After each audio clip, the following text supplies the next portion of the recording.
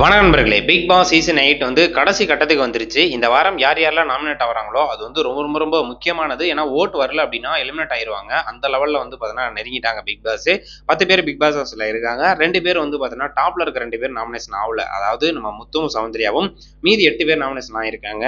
மஞ்சரி, சாக்குலின், பவித்ரா, அதுக்கப்புறம் வந்து பார்த்தீங்கன்னா விஜய், விஷால் எல்லாருமே இருக்காங்க. ரயன், ராணவ் இவங்க எல்லாருமே இருக்காங்க. தீபக் முத கொண்டு இருக்காரு. அப்படி இருக்கும்போது இந்த 8 பேர்ல வந்து பார்த்துட்டீங்கன்னா ஒரு எல்லாருமே ஸ்ட்ராங் கண்டஸ்டண்டா தான் இருப்பாங்க.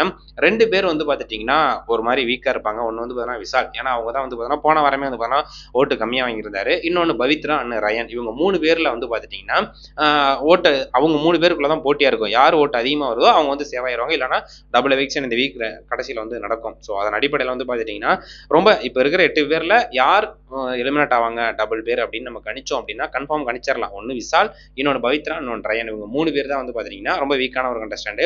இந்த வீக் இறுதியில் அவங்க 3 பேர்ல இருந்து யாராவது 2 பேர் எலிமினேட் ஆவாங்க.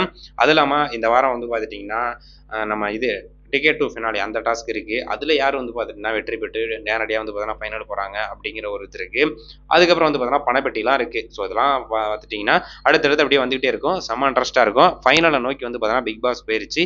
வெயிட் பண்ணி பார்ப்போம் என்ன நடக்குது அப்படின்னு சொல்லிட்டு. இந்த 8 பேர்ல உங்களுக்கு யார் ரொம்ப வீக்கா இருக்காங்க, யார் 3 பேர் எலிமினேட் ஆவாங்க அப்படின்னு சொல்லிட்டு தோணுதோ அதை மறக்காம கமெண்ட் பண்ணுங்க. நன்றி.